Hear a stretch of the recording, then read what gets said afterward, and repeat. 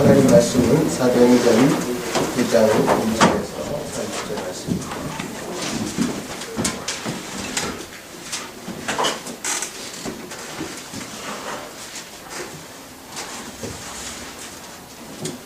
장 1절에서 30절까지 한 절씩 교독하시겠습니다.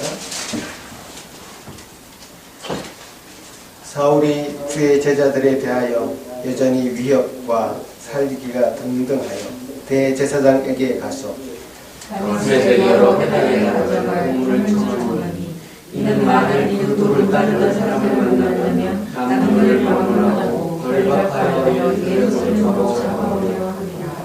사울이 길을 가다가 다메섹에 가까이 이르더니 우연히 하늘로부터 빛이 그를 둘러 비추는지라.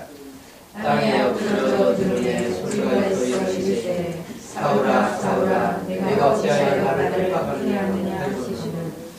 대답하되 주여 누구시니까? 이르시되 나는 내가 박해하는 예수라. 너는 일어나 시내로 들어가라. 내가 너희에게 이를 자가 있느니라 하시니. 같이 가던 사람들은 소리만 듣고 아무도 보지 못하여 말을 못하고 서 있더라. 사울이 땅에서 일어나 눈을 떴으나 아무것도 보지 못하고 사람의 손에 끌려 다메섹으로 들어가서 사흘 동안 보지 못하고 먹지도 마시지도 아니하니라. 그때 다메섹에 아나니아라는 제자가 있더니 주께서 환상 중에 불러 이르시되 아나니아야 시몬을 대답하여 주여 내가 여기 있나이다 하니. 주께서 이르시되 일어나 집가로 하는 거리로 가서 유다의 집에서 다소 사람 사울이라 하는 사람을 찾으라. 그가 기도하는 중이니라. 그가 아나니아라는 사람이 들어와서 자기에게 용서하여 주시니 아나니아가 대답하되 주여 이 사람에 대하여 내가 여러 사람에게 듣사온즉 그가 예루살렘에서 주의 성도에게 적지 않은 해를 끼쳤다 하더니 여기에서도 주의 이름을 부르는 모든 사람을 결박하는 권한을 대제사장에게서 받아들인다고. 주께서 이르시되 가라. 이 사람은 내 이름을 이방인과 임금들과 이스라엘 자손들에게 전하기 위하여 택한 나의 그릇이라. 그가 내 이름을 위하여 얼마나 고난을 받아야 할 것을 내가 그에게 보이리라 하시니. 아나니아가 떠나 그 집에 들어가서 그에게 안수하여 이르되 형제 사울아 주 곧 내가 오는 길에서 나타나셨던 예수께서 나를 보내어 너로 다시 보게 하시고 성령으로 충만하게 하신다 하니 즉시 사울의 눈에서 비늘 같은 것이 벗어져 다시 보게 된지라. 일어나 세례를 받고 음식을 먹음에 강건하여지니라. 사울이 다메섹에 있는 제자들과 함께 며칠 있으세 즉시로 각 회당에서 예수가 하나님의 아들이심을 전파하니 듣는 사람이 다 놀라 말하되 이 사람들이 예루살렘에서 이 이름을 부르는 사람을 멸하려는 자가 아니냐. 여기 온 것도 그들을 결박하여 제자들에게 끌려가고자 하는 게 아니냐. 사울은 힘을 더 얻어 예수를 그리스도라 증언하며 다메섹에 사는 유대인들을 당혹하게 하니라. 여러 가지 날에 유대인들이 사울을 죽이기를 공모하더니 그 계교가 사울에게 알려지니라. 그들이 그를 죽이려고 밤낮으로 성문까지 지키거늘 그의 제자들이 밤에 사울을 강들에 담아 성문에서 전하니. 사울이 예루살렘에 가서 제자들을 사귀고자 하나 다 두려워하여 그가 죄자됨을 믿지 아니하니 바나바가 데리고 사람들에게 가서 그가 길에서 어떻게 주를 보았는지와 주께서 그에게 말씀하신 일과 다윗에게서 그가 어떻게 예수의 이름으로 담대히 말하였는지를 전하라. 사울이 제자들과 함께 있어 예루살렘에 출입하며 또 주 예수의 이름으로 담대히 말하고 헬라파 유대인들과 함께 말하며 변론하니 그 사람이 죽이려고 희생을. 같이 읽겠습니다. 형제들이 알고 가야사라로 불리고 들어가서 다소로 보내니라.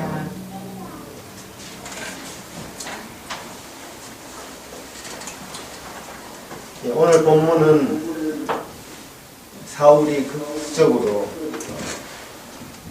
회심해서 그의 인생의 방향과 목적과 목표가 완전히 바뀌는 그런 장면입니다. 이 장면을 보면 어떤 생각이 드십니까? 한 인생이 저렇게 극심하게 바뀔 수 있는가, 이런 생각이 먼저 들고요. 또 바울은 과연 어떤 사람이길래 하나님이 저렇게 특별하게 대우하시나, 이런 생각이 좀 듭니다. 바울을 영웅시하는 사람들은 바울은 처음부터 달랐다, 처음부터 다른 사람이었다, 처음부터 영웅의 기질이 있었다, 이런 말을 하기도 합니다. 그래서 우리가 과거의 영웅들의 이야기, 위인전을 보면 그 사람이 나중에 실패했으면 몰라도 영웅이 되었을 때는, 그래서 나라를 구하고 그래서 많은 사람들 유익하게 하는 일에 쓰임 받았다고 한다면, 그 위인전을 쓸 때 어릴 때부터 이 사람은 참 남달랐다, 태어나는 것도 다르게 태어났다, 이렇게 영웅 위인전을 기술하는 것을 우리가 봅니다. 그러나 사실 정확하게 말하자면 사울은 하나님이 그렇게 직접적으로 가서 터치하지 않으면 안 될 만큼 완악한 사람, 하나님이 직접 손을 대서 치지 않으면 돌아서지 않을 만큼 악한 사람이다. 그런 악한 사람을 하나님이 바꾸시려고 하기 위해서는 이런 방법밖에 없습니다. 그래서 어떤 영웅이라기보다는 죄인 중에 괴수였고 악한 사람 중에 악한 사람이었던 사람이 변하는 이 장면에서 하나님이 굉장히 직접적으로 간섭을 하셨잖아요. 우리는 이제 어떤 사도 바울과 우리 자신을, 사울과 우리 자신을 비교해서 하나님, 나한테도 저렇게 극적으로 좀 해주시지 않아요? 나한테도 좀 그렇게 극적으로 어떤 그런 방법을 써서 대우를 해주시지 왜 나한테는 이런 일이 없을까, 이런 생각을 하기 쉽습니다. 일반 사람들 생각에. 그러나 정확하게 말하자면 이런 과정이 없이 하나님을 믿게 된 것, 이런 과정이 없이 하나님을 알게 된 것, 이런 과정이 없이 그리스도의 제자가 되는 것, 그래서 하나님의 말씀을 따르게 된 것, 그것은 더 큰 은혜가 많아요.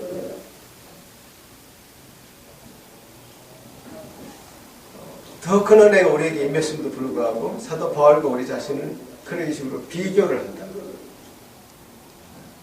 그래서 과연 이 사도 바울이 일반 사람들이 생각하는, 지금 사실은 사도행전 지금 9장을 읽었습니다만 10장에 베드로 얘기 잠깐 나오고 나머지 11장부터 마지막 장까지 거의 사도 바울의 행전이다 이렇게 말할 정도로 사도 바울의 얘기가 계속 나옵니다. 그러니까 이제 사도행전만 읽어보면 진짜 사도 바울이 엄청난 위대한 사람으로 등장을 하는데,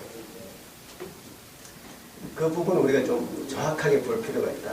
과연 사도 바울이 위대한 인물이어서 사도 바울이 위대한 인물로 쓰임 받았느냐, 사도 바울이 위대한 인물이기 때문에 그가 그렇게 어떤 것을 깨달아서 이제부터 하나님을 섬기기로 했다고 결심함으로 자기 자신이 그런 능력을 하나님 앞에 쓰임을 받은 사람이냐, 아니면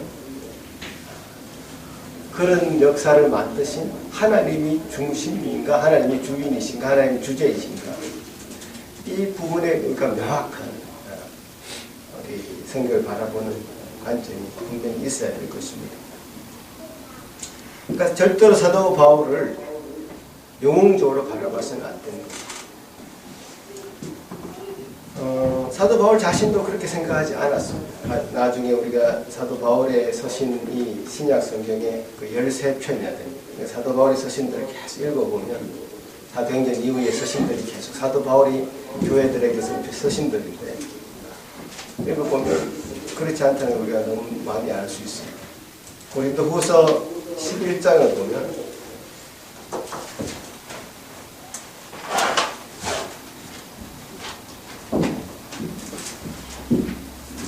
고린도후서 11장 16절에 보면요.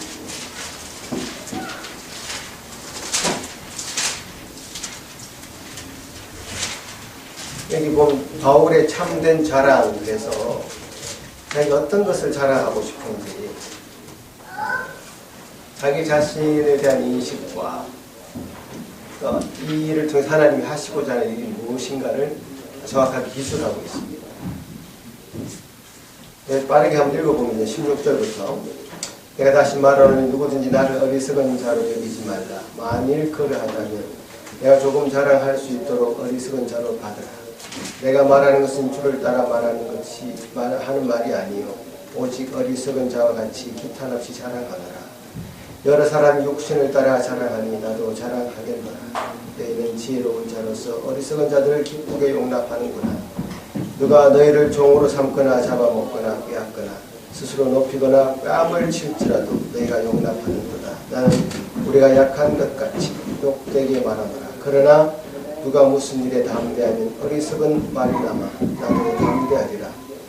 그들이 히브리인이냐 나도 그러하며 그들이 이스라엘이냐 나도 그러하며 그들이 아브라함의 후손이냐 나도 그러하며 그들이 그리스도의 일꾼이냐 정신없는 말을 하거니와 나도 더욱 그러하도다. 내가 수고를 넘치도록 하고 옥에 갇히기도 더 많이 하고 매도 수없이 맞고 여러 번 죽을 뻔하였으니 유대인들에게 40에서 하나 가마매를 5번 맞았으며 3번 태장으로 맞고 1번 돌로 맞고 3번 파선하고 일주일을 깊은 바다에서 지냈으며 여러 번 여행하면서 강의 위험과 강도의 위험과 동족의 위험과 이방인의 위험과 신의 위험과 광야의 위험과 바다의 위험과 거짓 형제 중의 위험을 당하고 또 수고하며 애쓰고 여러 번 자지 못하고 줄이며 목마르고 여러 번 굶고 춥고 헐벗은 날 이 외의 일은 고사하고 아직도 날마다 내 속에 눌리는 것이 있으니 곧 모든 교회를 위하여 염려하는 것이라.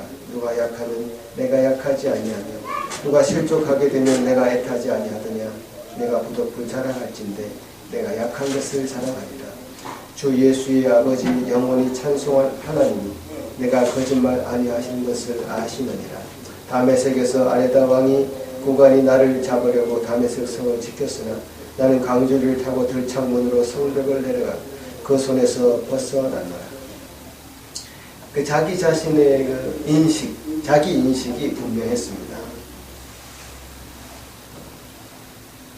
내가 영웅이 아닌가. 나는 좀 비참한 자였다. 그 다메섹 성에서 탈출하기 위해서 광주를 타고 그 성문에서 내려올 수밖에 없었던 자고, 난 참 약하다. 약한 것을 자랑할 수는 있다. 하지만 약하고 내가 한 가지 늘 마음에 울리는 염려가 있는데 그것은 바로 교회를 위한 염려다.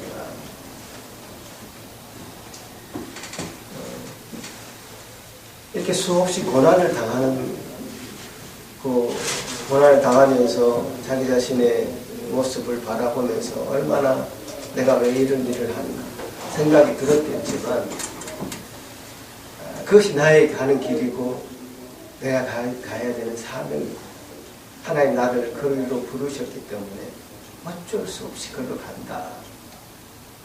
어쩔 수 없는 그 길에 내가 서 있는 것이고 나는 그런 영웅이 아니다. 이런 고백을 하는 것이죠. 사도 바울이 자기 인식이 이렇게 분명했기 때문에 사도 바울은 거칠 것이 없었죠. 부끄러울 것이 없고 복음을 부끄럽게 생각하지 않고 강하게 전할 수 있는 그런 힘이 거기서 출발했습니다. 자기 자신을 드러내기 위해서 나는 영웅이야, 나를 따라와 하는 그런 영웅 심리로 너희들 내가 하는 이 길로 가야 살 수 있어 하는 그런 나를 따르라고 하는 영웅 심리로 일을 했다면 그가 이런 극심한 고난 속에서 정말 우리가 말로 형용할 수 없는 고난을 당했잖아요. 그런 고난 속에서 포기하고 말는 거죠. 그런 치는 않았다. 그러니까 사도 바울이 행한 그 일에 하나님이 동기가 되셨고 하나님이 원인이 되셨고 하나님이 그 길을 계속 가게 하는 힘이 되셨고 그러니까 하나님은 물에서 물을 만드시는 분이시죠. 그러니까 정확하게 말하자면 사도 바울을 이런 악한 자였던 사도 바울이 이렇게 변해서 하나님의 사도가 되었는데 특별하게 대우했다고 손치면 사실 우리를 더 특별하게 대우한 것이죠. 우리는 이런 과정을 거치지 않고 하나님이 말로 잘할 때 들은 사람이고 사도 바울은 말이 안 되니까 말이 안 통하니까 심하게 매질을 해가지고 가마로 거꾸로 틀어가지고 눈을 멀게 하고 그래서 하나님 앞에 돌아온 사람하고 근데 이제 세상 사람들의 눈이나 그냥 성경을 피상적으로 들여다보는 사람들은 어떤 인간의 큰 능력이 가해 있다. 이런 것을 극복할 수 있는 그런 능력이 인간에게 있기 때문에 그런 능력이 분출된 것이다. 이건 쉽게 말하자면 범신론. 모든 사람, 모든 생물체에 신이 있다고 생각합니다. 자기 자신이 그런 신이 될 수 있다고 생각하는 그런 범신론의 일종이죠. 그 가능성을 자기 자신에게 찾는 것이죠. 자기 자신에게서부터 그 가능성이 있다고 생각하는 것이죠. 그렇지 않습니다. 기독교는 자기 자신에게는 아무 가치가 없다고 생각하는 것이죠. 스스로 깨우쳐서 뭔가를 할 수 있다고 생각하는 것이 아니라 누군가의 외부의 도움이 반드시 필요하다고 믿는 것이 기독교 신앙입니다. 그러니까 우리가 주님과의 관계 속에서 과연 내가 어떤 위치에 있는가? 하나님은 내 안에 어떤 뭐 하는 가능성이 있기 때문에 그것을 막 지금 끄집어내려고 하시는 것인가? 아니다. 하나님은 내게 그런 어떠한 가능성도 없기 때문에 내가 너를 도와주겠다 하고 붙드셔야 되는 그런 위치에서 있는 것인가? 이 관계가 굉장히 중요합니다. 바울은 또한 우리는 스스로 회심하지 않았습니다. 어떤 외부의 힘에 의해서 고집하던 어떤 것이 꺾인 것입니다. 이건 굉장히 중요한 문제고 기독교에 사활이 걸려있다고 할 만큼 중요한 문제입니다. 사람이 구원을 얻을 때에 이것이었구나. 그래서 어떤 것을 깨달아서 구원을 얻는 거 아니면 내가 구원을 얻었기 때문에 그런 회개하는 마음이 드는가. 굉장히 중요한 거예요.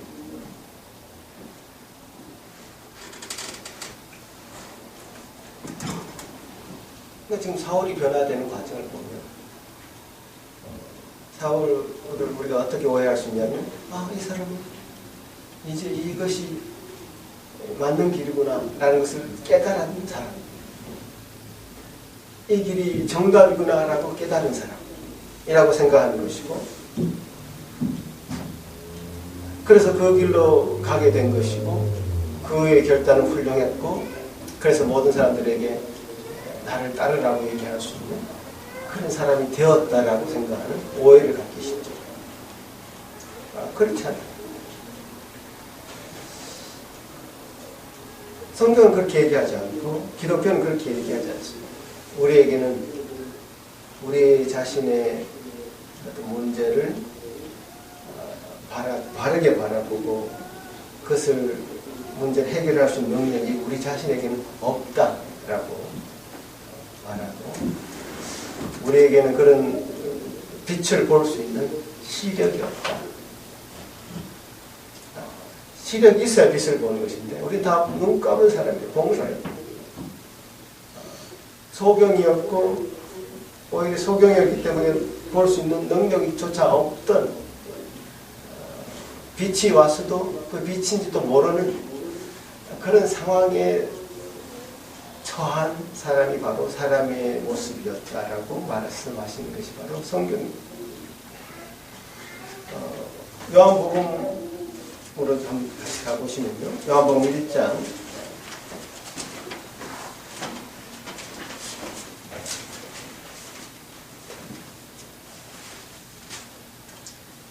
4 구절을 찾겠는데요. 요한복음 1장 제가 1절부터 5절까지 읽겠습니다. 태초에 말씀이 계십니다. 이 말씀이 하나님과 함께 계셨으니 이 말씀은 곧 하나님이시니라. 그가 태초에 하나님과 함께 계셨고 만물이 그로 말미암아 지은 바 되었으니 지은 것이 하나도 그가 없이 된 것이 없느니라.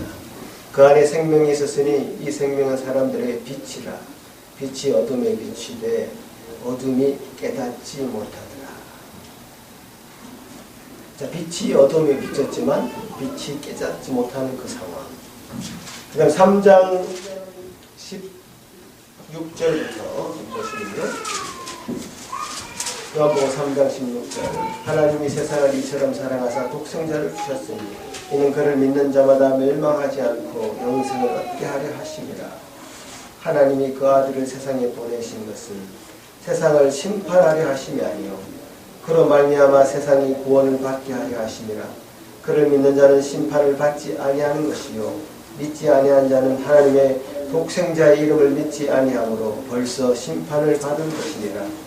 그 정죄는 이것이니 곧 빛이 세상에 왔을 때 사람들이 자기 행위가 악함으로 빛보다 어둠을 더 사랑한 것이라. 악을 행하는 자마다 빛을 미워하여 빛으로 오지 아니하나니 이는 그 행위가 드러날까 하며. 정확하게 말씀하시잖아요.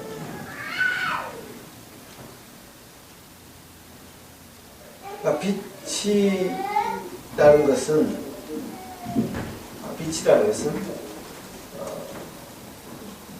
눈을 떠서 볼 수 있는 자만이 그 빛을 인식할 수 있는 것이죠. 근데 어두움에 있는 사람, 아예 눈이 감긴 사람에게는 빛이라는 것은 존재하지 않습니다. 빛이라는 것은 존재하지 않기 때문에 그 빛이 있다는 사실조차도 모르는 상황이죠. 그래서 요한복음 3장 18절에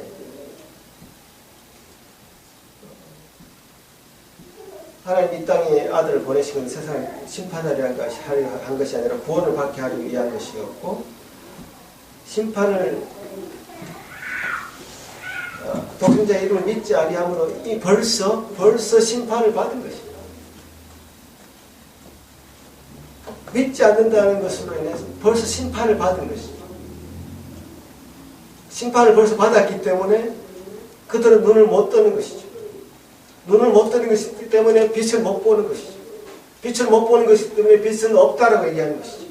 그래서 빛을 싫어하는 것이죠. 빛을 미워하는 것이죠.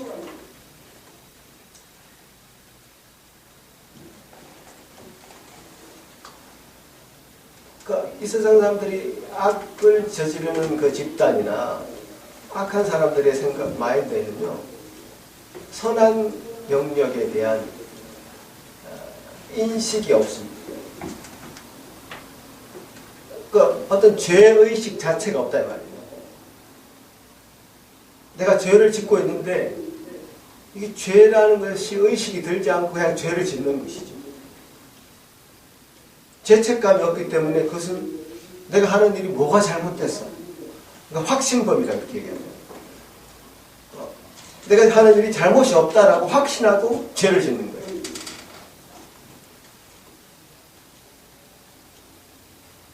그게 굉장히 무서운 것이죠. 이게 악이라는 것이. 왜냐하면 어떤 사람들은 죄를 지으면 그러지 말아야 되겠는데 진짜 진심으로 회개하고 뉘우치고 하는 사람이 있는 반면에 내가 무슨 죄를 지었어? 나는 이게 죄가 아니라고 생각해요. 그 안에 어떤 죄의식이 없는 그 확신범의 그 마인드가 가득 차서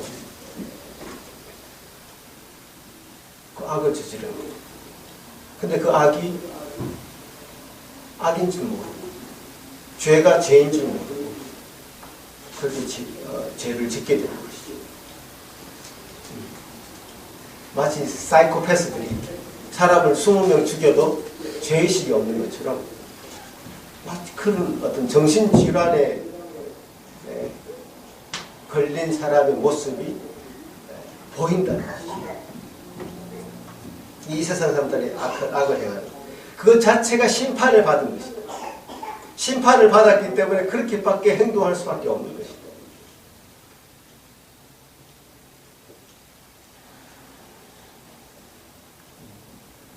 그래서 이 세상을 바라볼 때 굉장히 그런 관점으로 볼 수 있으면 좋을 것 같습니다. 로마서에서도 사도 바울은 그런 얘기를 계속 하는데요. 로마서 1장에 보면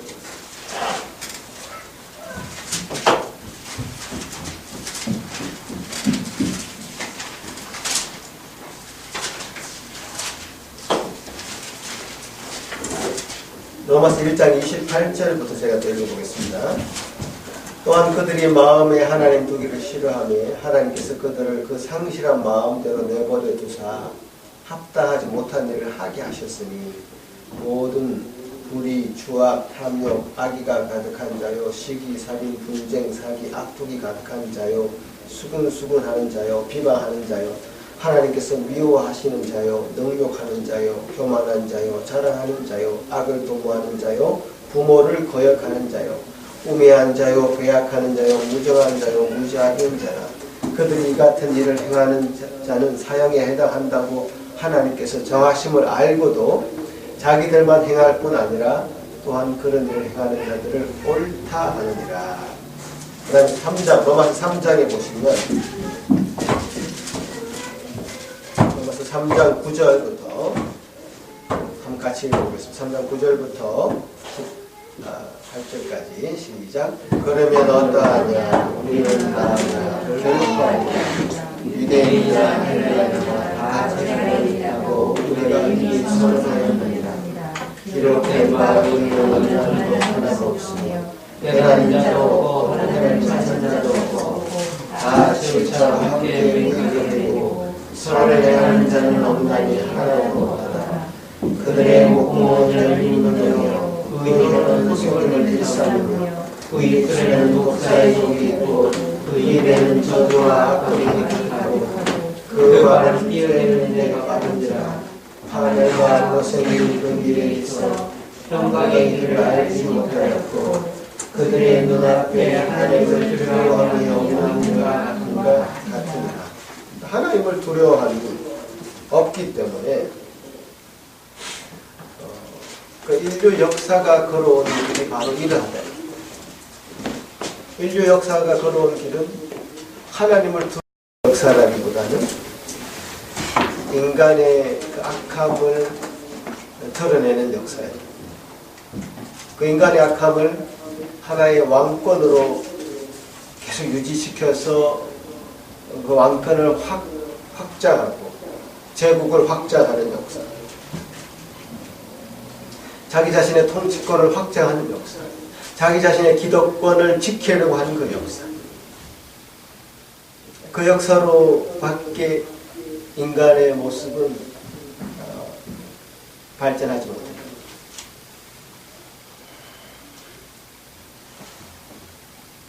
그러나 하나님은 그렇지 않다. 하나님이 이끄시는 역사 가운데 우리는 지금 서 있는데요. 하나님이 이끄시는 그 역사는 끊임없이 하나님이 간섭하셔서 인간 한 사람을 변화시키셨어요. 구원하셨어요. 그 하나님께서 원하시는 사람으로 만들어 가시고 그 만들어 가신 그 하나 한 사람 한 사람을 통해서 이 세상을 변화시키려고 합니다. 그야말로 썩은 큰 호수에 한 줄기 샘물처럼 맑은 물이 흘러서 이 세상의 그 모든 썩은 호수에 그 물이 다 썩지 않도록 막고 그래서 정화시키는 그 역할을 이 세상의 기독교인들을 통해서 감당하게 하신다.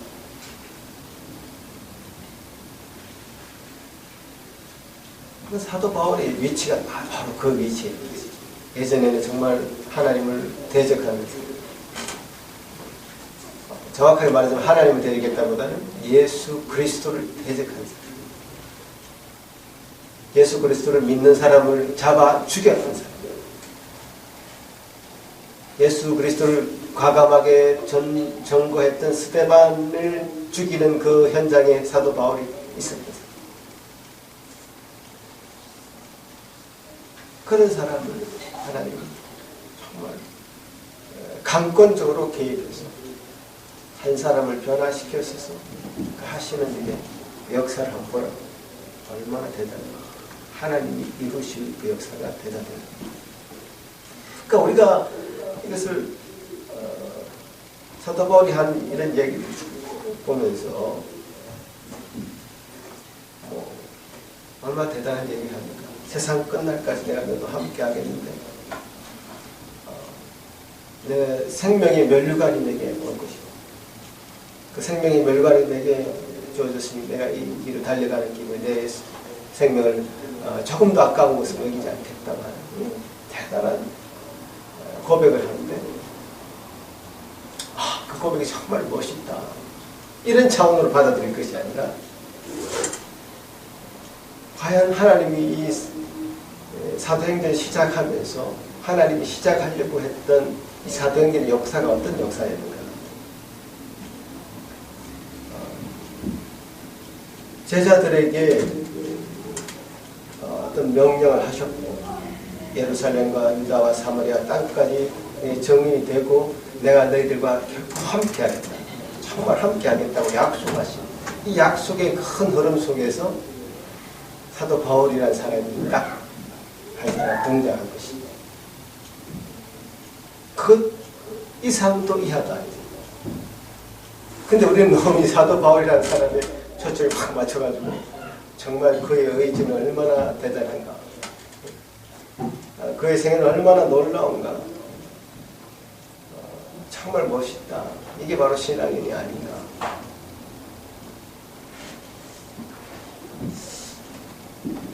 그런 게 아니라 하나님이 이루시고자 하는 그 일에 정말 중요한 위치에 사도 바울을 하나님이 부르셨고 그 자리에 넣으신 것입니다. 하나님이 원하시는 그 자리는 결코 사도 바울이 하고자 했던 그 일의 목표가 있었던 것이 아닙니다. 사도 바울에게 목표가 있었고 사도 바울 그 자신에게 관심이 있었고 하나님이 우리에게 요구하시는 것도 우리가 하고자 하는 일이 아니라 우리 자신에게 초점이 맞아요. 우리를 부르시는 가장 큰 이유는 우리 자신을 이용해서 뭘 써먹으려고 하는 것이 아니라 우리 자신에게의 목적입니다. 사도 바울이 자기 인식을 보면 분명하잖아요. 나는 가장 약한 사람, 가장 초라한 비참한 사람. 그냥 하나님 나를 사랑하십니다. 하나님 나를 사랑하셨기에 그 길로 내가 그 길로 갈 수밖에 없었고 거기에 내가 서 있는 그 수밖에 없었는데 그건 하나님으로부터 전적인 은혜였다. 우리에게 관심이 있으신 분이시죠. 우리를 사랑하시는 분이시죠.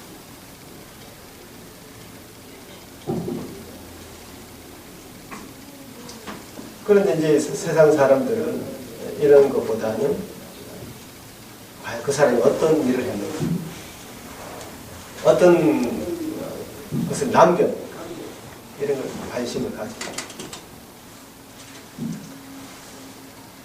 사람들은 사실과 상관없이 우리에게 좋은 말을 해주는 사람들을 좋아합니다. 그러니까 기독교 신앙도 그렇게 포장될 가능성이 많습니다. 여러분. 하나님이 계시고 안 계시고 이게 사실이고 사실이 아니고가 중요한 게 아니라 그냥 있다고 믿고 하나님 계시다고 믿고 이게 우리가 긍정적인 생각을 가지고 하나님의 인생이라는 게 결코 좀 쉬운 것이 아닌데 어차피 다 어려운데 왜 자꾸 자포자기 하려고 하느냐 좀 긍정적인 생각을 하고 자기 개발도 하고 하는 이런 생각의 마인드가 기독교 안에 많이 있습니다. 그러니까 신앙이라는 것은 어떤 사실이냐 사실이 아니냐 이것을 추적하는 것이 아니라 스스로를 어떤 분발시키려고 하는 장치다. 이렇게 생각을 하는 거죠.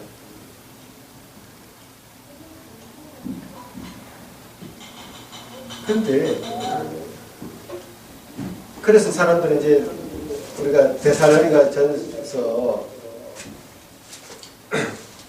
5장 16절 같은 말을 좀 좋아하는데요.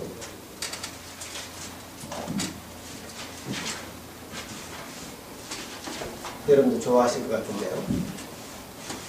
데살로니가전서 5장 16절 제가 한번 읽어보겠습니다. 항상 기뻐하라. 쉬지 말고 기도하라.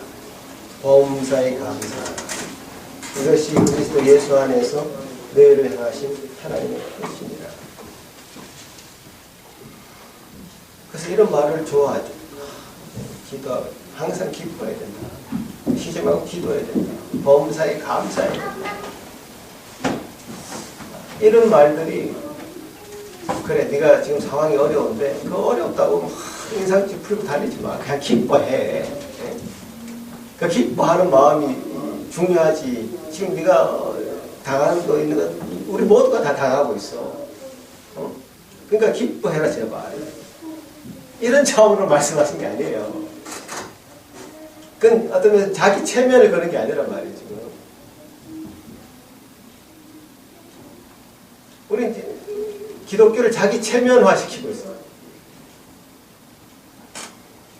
다 어렵습니다, 여러분. 인생이라는 건 다 지지고 볶는 겁니다, 여러분. 뭐 피와 땀이 없이 되는 게 뭐가 있습니까, 여러분? 긍정적으로 생각하시고 뭐 이런 웃으면서 살고 그래서 늘 감사하고 이런 차원으로 사실 사도 바울이 이 데살로니가 전서를 쓴 게 아니라 이 뒤에 하신 말씀 있잖아요. 그러니까 이것이 그리스도 예수 안에서 너희를 향하신 하나님의 뜻이다라고 했을 때 하나님께서는 항상 기뻐할 수 있는 기뻐하라고 했을 때는 항상 기뻐할 수 있는 어떤 거리를 만들어 주겠다. 항상 기뻐할 수 있는 근거가 있다. 항상 범사에 감사하라고 했는데 그냥 뭐 어떤 일을 당해도 그냥 감사하자. 좋은 말이지만 그 이 세상이 얘기하는 자기 체면, 긍정적인 사고방식, 뭐 자기 개발 이런 차원의 얘기가 아니라 내가 절대로 너를 혼자 내버려두지 않을 것이다. 범사에 감사할 것이 있도록 내가 만들어주겠다. 쉬지 말고 기도하라 했는데 내가 결코 네 말에 귀를 기울이겠다. 이것이 하나님의 뜻이다. 이런 차원에서 얘기하시는 건 전혀 다른 것이죠. 사도 바울이 이 세상에서 영웅처럼 사람들이 보기에 영웅처럼 행동하고 영웅의 삶을 살았는데 결코 이 세상에서 사람들이 바라보는 그 영웅의 모습이 아니라 정말 하나님 앞에 정말 가련하고 죄악 많은 비참한 한 영혼이었다. 그것은 어쩌면 우리보다 더 악한 지경에 있었던 한 사람을 하나님이 건지기 위해서 이방인의 사도로 만들기 위해서 정말 엄청난 상황에서 그를 건지신 것입니다. 그건 어쩌면 우리가 하나님 앞에서 하나님의 말씀을 듣고 하나님 앞에 회심하게 되는, 회개하게 되는, 돌아서게 되는 그런 은혜를 주신 것보다 정말 더 못한, 어쩌면 더 가혹한 상황에서 하나님이 그를 붙드신 것이다. 영웅시해서는 안 됩니다. 영웅으로 만들기 위해서 사도행전이 기록된 것이 아닙니다. 한 가련한 하나님 앞에 붙잡힌 그 영혼의 모습을 우리가 보는 것입니다.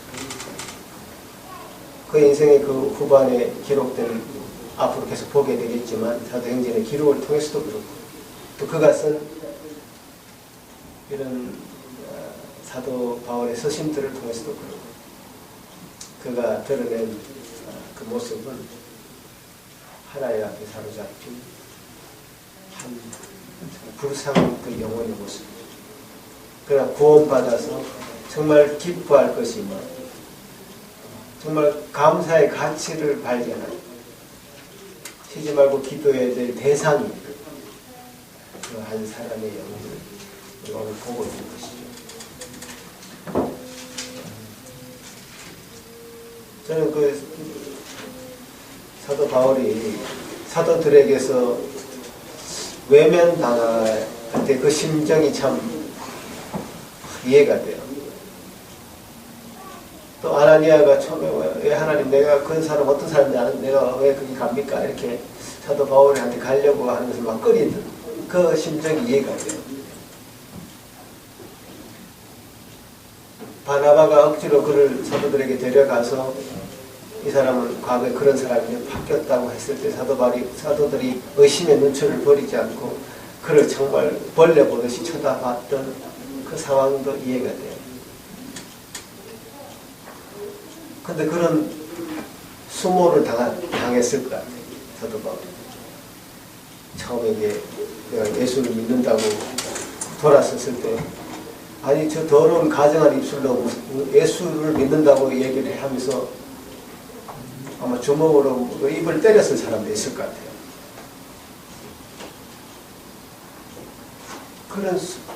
그는 유대인 중에 유대인이었고 가말리알 문화에서 그야말로 오늘날 치자면 아마 박사학위를 한 3개 정도 딴 그런 아주 수재였고 지식인이었고 그 유대인들 중에서는 최고의 유대인이었습니다. 거기서 자기가 차지하고 있었던 그 위치며 그가 처해 있는 그 상황에서 가만히 있어도 그는 평생 평안한 삶을 살 수 있는 그런 자가 그 모든 삶의 그 평안을 버리고 모든 그 지식을 배설물로 똥으로 여기고 예수 그리스도를 알게 된 지식을 들어서서 당했던 그 수모라는 것.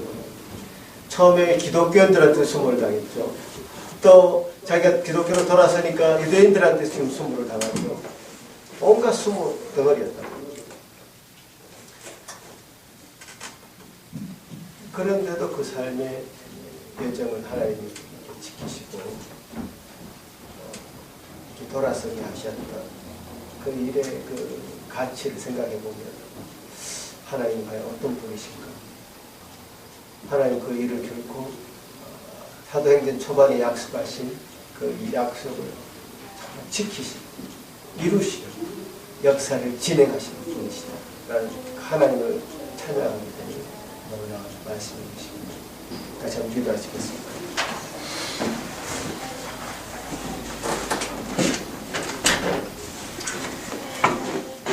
주님 감사합니다. 우리에게 주신 귀한 은혜로 인하여 이 시간 사도 바울의 모습 참 하나님 앞에 적극적으로 사로잡힌, 그래서 하나님이 변화시키신 그런 모습의 사도 바울을 보았습니다.